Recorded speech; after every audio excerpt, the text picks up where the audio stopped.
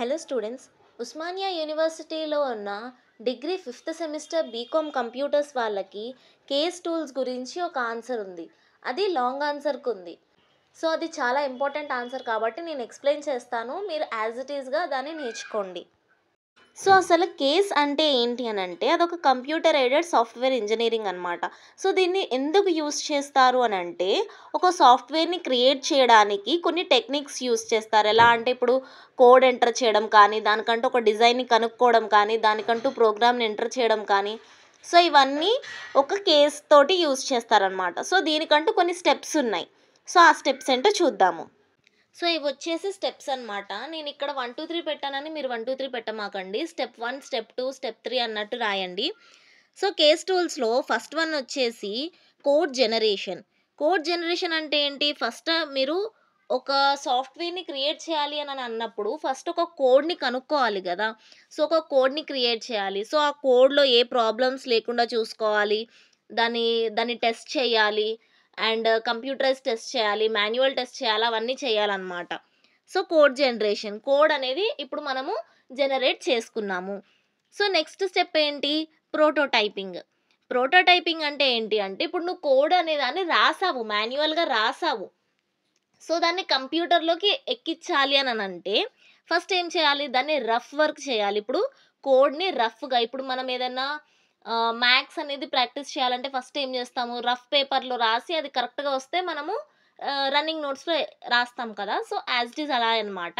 First దాన్ని ఎలా చేయాలంటే ప్రిలిమినరీ వెర్షన్‌లో చేయాలంటే రఫ్ వెర్షన్‌లో చేశాక దాన్ని ఆహ్, దాన్ని టెస్ట్ చేయాలన్నమాట రఫ్ వెర్షన్‌లో. ఇది కరెక్ట్‌గా వస్తుందా? లేదా? దీంట్లో ఏమన్నా ప్రాబ్లమ్స్ ఉన్నాయా? ఏమన్నా వైరస్ ఉందా? లేపోతే ఏమన్నా బగ్స్ ఉన్నాయా? అని అన్నీ చెక్ చేసుకోవాలి. సో దాని తర్వాత థర్డ్ స్టెప్ వచ్చేసి data transfer in various formats. ఇప్పుడు మనం ప్రిలిమినరీ వెర్షన్‌లో కోడ్ అనేదాన్ని జనరేట్ చేసాం గదా! సో దీన్నేం చేయాలంటే మన ఎంప్లాయీస్ అలా ఉంటారు కదా! సో వాళ్ళందరికీ ఒక్కొక్క సిస్టమ్‌కి డేటా అనేదాన్ని డిస్ట్రిబ్యూట్ చేయాలి. మీన్స్ ట్రాన్స్‌ఫర్ చేయాలన్నమాట.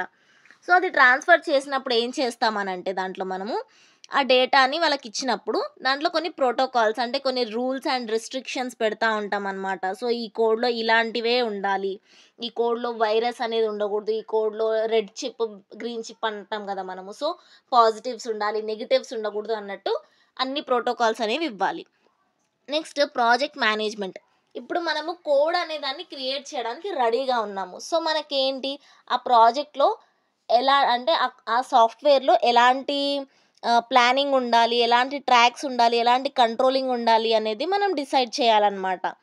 ఫర్ ఎగ్జాంపుల్ ఇప్పుడు మనం ఒక సాఫ్ట్‌వేర్ ప్రాజెక్ట్‌ని టేకప్ చేసినప్పుడు అసలు ఆ ప్రాజెక్ట్ థీమ్ ఏంటి? మనం అసలు ఏం చేయాలి ఆ ప్రాజెక్ట్‌లో అని అన్ని బ్లూ ప్రింట్స్ లైక్ ప్లానింగ్ అనేది ఉండాలన్నమాట. So structured analysis. సో ఇప్పుడు మనం ప్రాజెక్ట్ టేకప్ చేసాము. దాని గురించి ప్లాన్స్ అన్నీ వేసాము. దానికంటూ ఒక స్ట్రక్చర్ ఉండాలి కదా! అది స్టార్ట్ చేయాలంటే రిసోర్స్ ఏం కావాలి? లేకపోతే దానికి ఎక్విప్‌మెంట్స్ ఏం కావాలి అన్నట్టు ఒక స్ట్రక్చర్డ్ అనాలైసిస్ అనేది మనం ప్రిపేర్ చేసుకోవాలన్నమాట ఆ ప్రాజెక్ట్ కోసము. నెక్స్ట్ వచ్చేసి కాన్ఫిగరేషన్స్ మేనేజ్మెంట్. కాన్ఫిగరేషన్ మేనేజ్మెంట్ అంటే ఇప్పటిదాకా మనం ఒక స్ట్రక్చర్ అనేది క్రియేట్ చేసాం కదా! సో దాంట్లో ఏమన్నా చేంజ్ చేయాలా? ఆ కోడ్‌లో ఇంకేమన్నా చేంజెస్ ఉన్నాయా? ఇంకేమన్నా చేంజెస్ చెయ్యాలా అనేసి కాన్ఫిగరేషన్ మేనేజ్మెంట్‌లో చూడాలనమాట. సో కాన్ఫిగరేషన్ మేనేజ్మెంట్ ఏంటంటే మనకి ఏమన్నా చేంజెస్ చేయాలనుకుంటే ఆ స్టెప్‌లో మనం చేసుకోవచ్చు. నెక్స్ట్ స్టెప్‌కి వెళ్ళే ముందు ఇక్కడి దాకా చూసారంటే నా ఎక్స్‌ప్లనేషన్ మీకు అర్థమయ్యే ఉంటుంది. సో మీకు గనుక ఈ వీడియో నచ్చినట్టయితే లైక్ చేయండి. అండ్ మీ ఫ్రెండ్స్‌కి కూడా షేర్ చేయండి. బికాజ్ ఇది చాలా ఇంపార్టెంట్ ఆన్సర్. అండ్ మీకు ఇంకేమన్నా డౌట్స్ ఉంటే కింద కామెంట్ చేయండి. నేను ఖచ్చితంగా దాని గురించి ఒక వీడియో చేస్తాను. అండ్ మీరు ఛానల్‌ని సబ్స్క్రైబ్ కూడా చేసుకోండి. సబ్స్క్రైబ్ చేసుకోవడం వల్ల ఏంటి యూజ్ అంటే నేను వీడియో అప్‌లోడ్ చేసిన వెంటనే ఫస్ట్ మీకే నోటిఫికేషన్ వస్తుంది. సో మీరు ఇంకా నాలెడ్జ్‌ని గెయిన్ చేసుకోవచ్చనమాట. Next report and query definition. So ఇప్పుడు మనము అన్నీ చెక్ చేసాము. అంతా కరెక్ట్‌గానే ఉంది అని అన్నప్పుడు, మనము హైయర్ అథారిటీస్‌కి పంపించడానికి దానికంటూ ఒక రిపోర్ట్, క్వైరీ అంటే ఇప్పుడు మనం ఇప్పటిదాకా చేసిన డేటాలో నుంచి క్వైరీస్ తీసి, దాని గురించి డెసిషన్ అనేది తీసుకోవాలనమాట. ఈ రిపోర్ట్స్ క్లయింట్‌కి గానీ, అథారిటీస్‌కి గానీ పంపించాలి. ఓకేనా? Next structured design. సో, ఇప్పుడు ఇదంతా అన్నీ పంపించేసాము. అంతా కరెక్ట్‌గానే ఉంది. ఇప్పుడు ఆ ప్రాజెక్ట్ స్టార్ట్ చేయాలి. సో, ఆ ప్రాజెక్ట్‌కి తగ్గట్టు డిజైన్ ప్రిపేర్ చేసుకోవాలి. దానికి తగ్గట్టు ఆర్కిటెక్చర్ ప్రిపేర్ చేసుకోవాలనమాట. సో, అది ఈ స్టెప్ 8 అనమాట. Next consistency and completeness analysis. So, ఇప్పుడేం చేయాలి? ఆ ప్రాజెక్ట్ అంతా కంప్లీట్ చేసేసాము. ప్రాజెక్ట్ అంతా అయిపోయింది. సో, దీంట్లో ఏం చేసుకోవాలి? కంప్లీట్ అయిపోయిందనేసి అలా వదిలేయలేము కదా! మళ్ళీ ఒకసారి క్రాస్ చెక్ చేసుకోవాలి. ఇంకెక్కడైనా మిస్ చేశామా? కంప్లీట్‌గానే ఉందా? వాళ్ళిచ్చినట్టు మనం కన్సిస్టెంట్‌గా ఆ వర్క్ అనేది కంప్లీట్ చేశామా లేదా అని కంప్లీట్‌గా చెక్ చేసుకోవాలనమాట. దాని తర్వాత క్లయింట్‌కి మనము ఈ ప్రాజెక్ట్ ఇలా చేశాము అని వాళ్ళకి చూపించడానికి నెక్స్ట్ స్టెప్ 10థ్ స్టెప్ అనేది చేస్తాము. డాక్యుమెంటేషన్ సపోర్ట్ అనమాట. సో, దీంట్లో ఏం చేస్తాము అంటే ఇప్పటిదాకా మనం ఏదైతే ప్రాజెక్ట్ చేశామో ఆ ప్రాజెక్ట్ డీటెయిల్స్, ఆ ప్రాజెక్ట్ అసలు ఎలా యూజ్ చేయాలి అనే డీటెయిల్స్, దాన్ని ఎలా ఇన్‌స్టాల్ చేయాలి అనే డీటెయిల్స్, అసలు దాన్ని ఎలా మెయింటైన్ చేయాలి అనే డీటెయిల్స్.